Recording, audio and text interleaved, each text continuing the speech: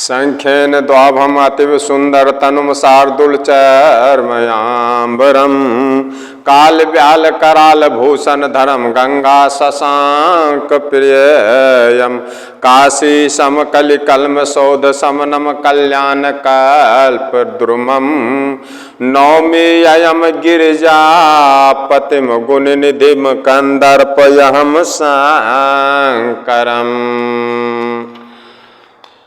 शंख और चंद्रमा की शोभा को प्राप्त करने वाले अत्यंत सुंदर शरीर वाले और व्याघ्र चर्म बाघ के छाल के वस्त्र वाले और काल के समान अथवा काले रंग के भयानक सर्पों का भूषण धारण करने वाले गंगा और चंद्रमा के प्रेमी और काशी के पति काशीपति कलयुग के पाप समूह का नाश करने वाले कल्याण के वृक्ष गुणों के निधान और कामदेव को भस्म करने वाले पार्वती माता के पतिदेव वंदनीय श्री महादेव जी को मैं बारंबार नमस्कार करता हूँ, बारंबार नमन करता हूँ।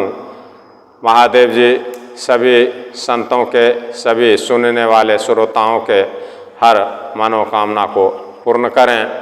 मैं आप सभी संतों को अब अयोध्या ले चलता हूँ, जहाँ महाराज दशरथ जी के दरबार में खुशी का माहौल है। माता कौशल्या के भवन में जहाँ खुशी का माहौल है, अयोध्या नगरी में जहाँ हरेक नगरवासी अति आनंदित हैं और पूरे अयोध्या को दुल्हन की तरह सजा दिया गया है। शोभा दशरथ भवन कई को कभी बर नहीं पार, जहाँ सकल सुर शीश मणि राम लीन अवतार।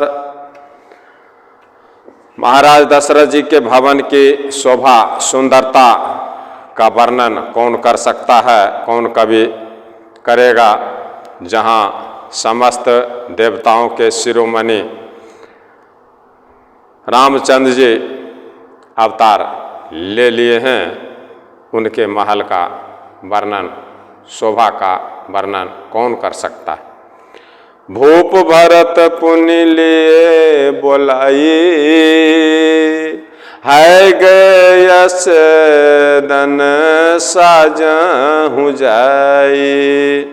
चलहु बेगी रघुबीर बराता, सुनत पुलक पूरे दो भ्राता। अब बारात की तैयारी हो रही है। फिर राजा दशरथ जी भरत जी को बुला रहे हैं और भरत जी को बुलाकर कह रहे हैं कि जाकर हे भैया घोड़े हाथी और रथ सजाओ, जल्दी श्री रामचंद्र जी की बारात में चलना है। जितने भी घोड़े हाथी और रथ हैं सभी को सजाओ।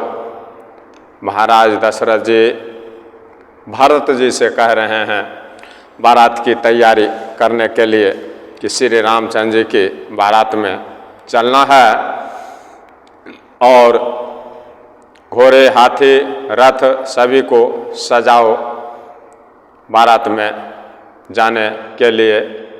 इतना सुनते ही भाई भरत जी, इतना सुनते ही भरत जी और शत्रुघ्न जी, रामचंद्र जी के साथ लक्ष्मण जी अभी जनकपुर में हैं और यहाँ भरत जी के साथ में शत्रुघ्न जी हैं। तो पिताजी दशरथ जी के बात को भरत जी और शत्रुघ्न जी सुनते ही आवश्यक काम समझकर पिताजी के आदेश को मानकर आदरपूर्वक आनंद बस पुलक से भराए उनका शरीर पुलकित हो रहा है, आनंदित हो रहा है। भरत सकल साहनी बोलाए, आयसुदीन मुदित उठी धाय। भरत जी ने सब साहनी घुड़साल के अध्यक्ष को बुलाए और उन्हें घोड़ों को सजाने की आज्ञा दे दी भरत जी ने। वे प्रसन्न होकर उठकर दौड़े। रची रची जिन तुरग जिन साजे, बरन बरन बर बाजे बिराजे। भरत जी के बात को सुनते ही जितने भी घोड़ों के अध्यक्ष थे सभी दौड़ पड़े और अपने घोड़ों को सजाने की तैयारी करने लगे।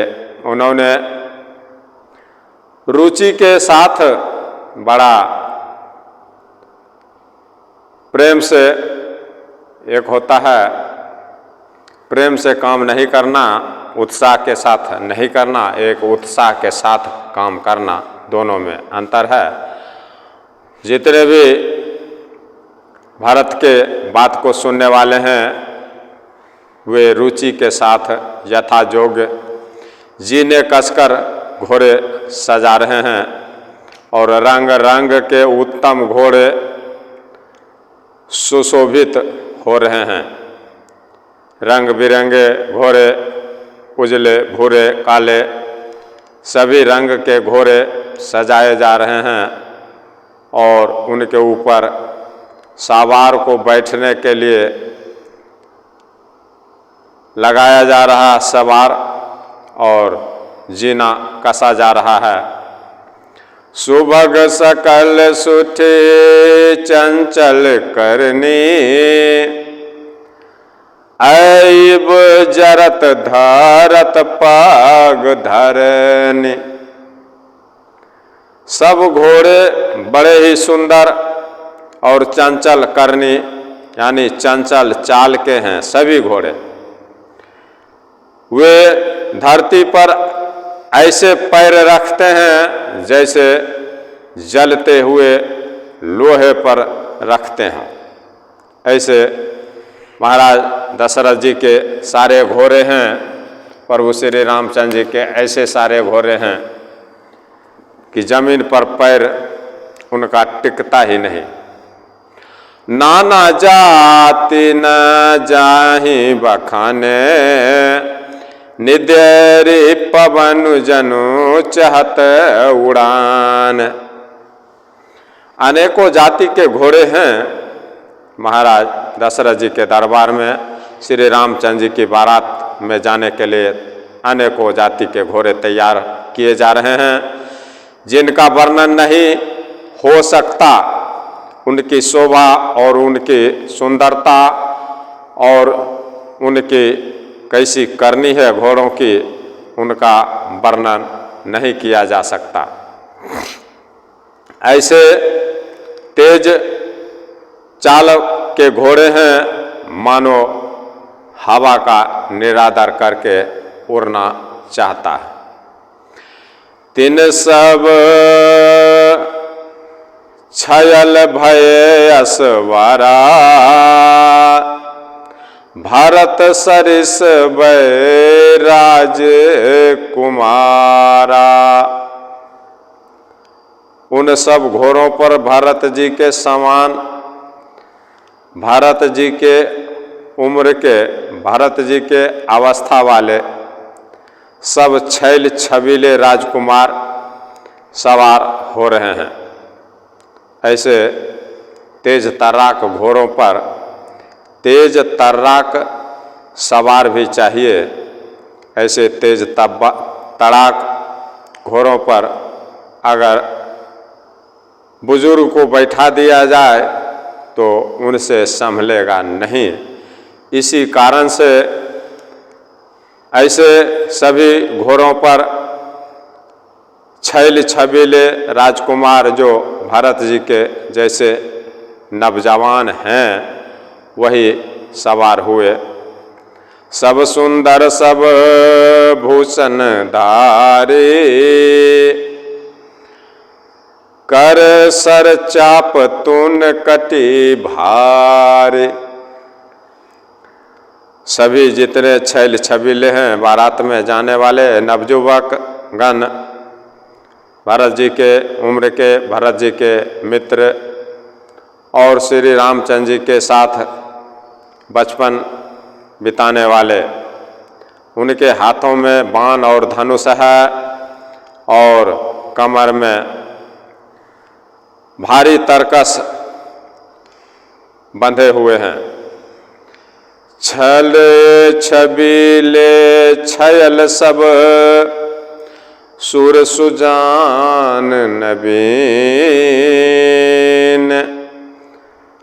जुन पद चर असबर प्रति जे असि कला परवीन।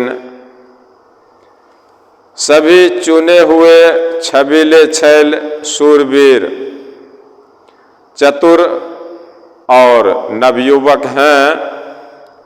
प्रत्येक सवार के साथ 2 पैदल सिपाही हैं जो तलवार चलाने की कलाओं में बड़े निपुण हैं।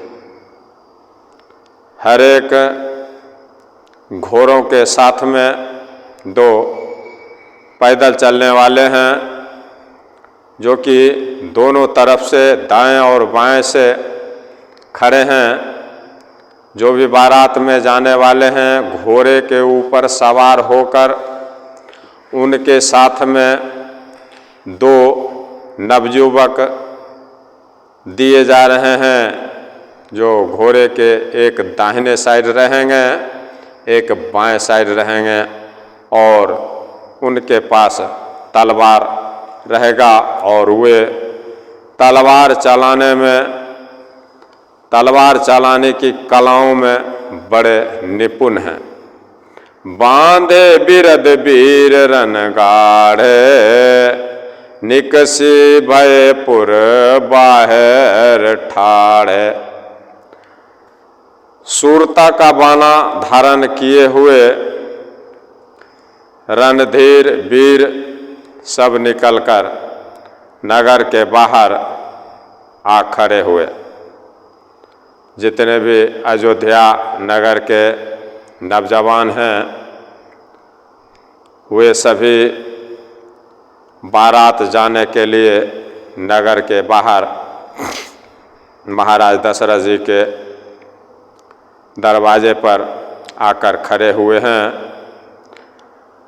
फिर ही चतुर तुरग गति नाना, हर सही सुनि सुनि पनब निशाना। सभी नगर के बाहर अपने अपने घोड़ों पर बैठकर घोड़ों को नचा रहे हैं।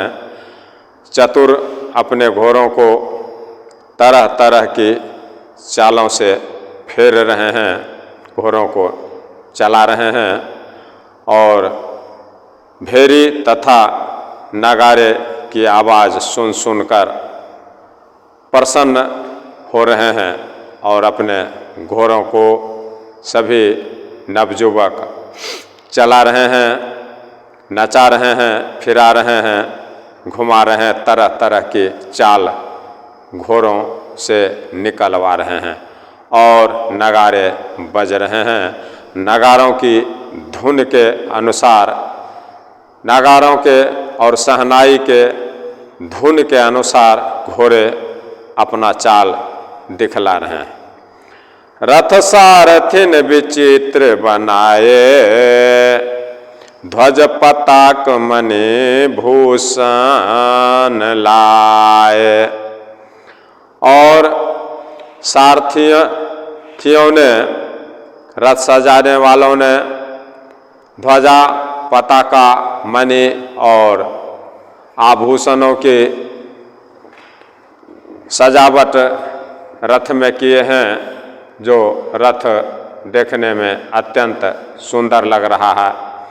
आभूषणों को लगाकर रथ में रथों की शोभा को बहुत ज़्यादा बढ़ा दिए हैं, बहुत विलक्षण बना दिए हैं। चमर चारु किंकिनी धुनि करही,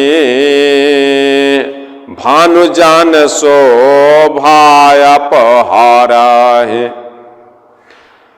रथ को इस प्रकार से सजा दिए हैं, उनमें सुंदर चमर लगे हुए हैं और घंटियां सुंदर शब्द कर रही है।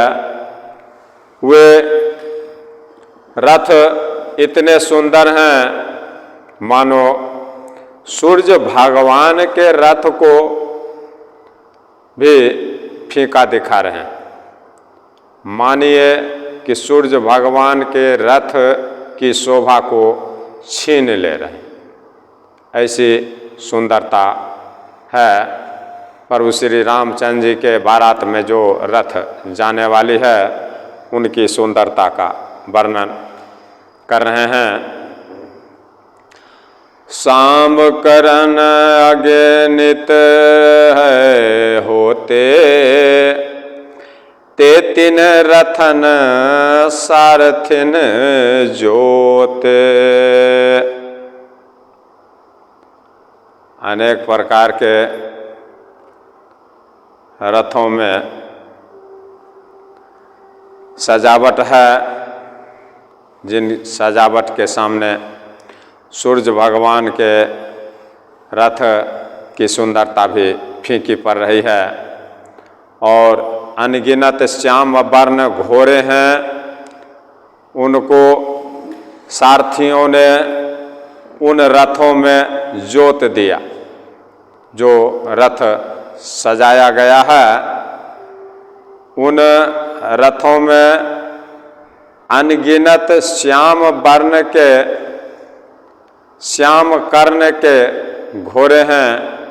उनको सारथियों ने, रथ चलाने वालों ने उन घोड़ों को उस रथ में जोत दिया, बांध दिया, उस रथ को चलाने के लिए, जो सभी देखने में सुंदर और गहनों से सजाए हुए सुशोभित हो रहे हैं, शोभायमान हैं। सुंदर सकल अलंकृत सोहे, जिन्हि बिलोकत मुनिमान मोहे। और जिन्हें देखकर मुनियों के मन भी मोहित हो जाते हैं। सुंदर और गहनों से सजाए हुए घोड़े हैं, अति सुशोभित हैं। घोड़े भी अत्यंत तीव्र गति के, अति तेज चाल के, जो हर कला से परिपूर्ण हैं, जो गानों की धुन पर और नगारों के धुन पर अपने पैर को उठाते हैं और अपनी चाल को नगारों और शहनाइयों के धुन पर अपने आप को उसी धुन के आधार पर ढालकर सभी देखने वालों को अपनी चाल दिखाते हैं। धुन के अनुसार ही घोड़े भी वहाँ नृत्य कर रहे हैं। उनको भी ये अच्छी तरह से आभास हो चुका है कि प्रभु श्री रामचंद्र जी की बारात में मुझे जाना है। ये पूरे ब्रह्मांड को मालूम है और अयोध्या नगरी से बारात निकलेगी और जनकपुर को जाएगी, जहाँ ब्रह्मांड के चलाने वाले प्रभु श्री राम हम दुखियों के दुख को दूर करने वाले और हनुमान जी के प्रिय और श्री रामचंद्र जी के प्रिय हनुमान, जिनके भक्त हनुमान जी हैं, राम भक्त, उन्हीं राम का बारात आज अयोध्या नगरी से जनकपुर जाने के लिए तैयारी कर रही है। उस बारात का क्या वर्णन किया जा सकता है, जिनके नाम मात्र ले लेने से सभी मनोकामना पूर्ण हो जाते हैं और सभी दुख दूर हो जाते हैं हमारे जैसे भक्तों का। उनकी बारात का क्या वर्णन किया जा सकता है, कौन वर्णन कर सकते हैं पूर्ण रूप से। ये ऐसे कोई कवि नहीं होंगे इस ब्रह्मांड में जो उनके बारात की पूर्ण वर्णन कर सकें। तुलसीदास जी कहते हैं उनका वर्णन कोई कवि नहीं है जो कर सकता। जय जय श्री राम। भगवान श्री राम हनुमान जी सभी भक्तों के कष्ट को हर लें और सभी भक्तों के हर मनोकामना को पूर्ण करें। जय जय श्री राम, जय जय श्री राम।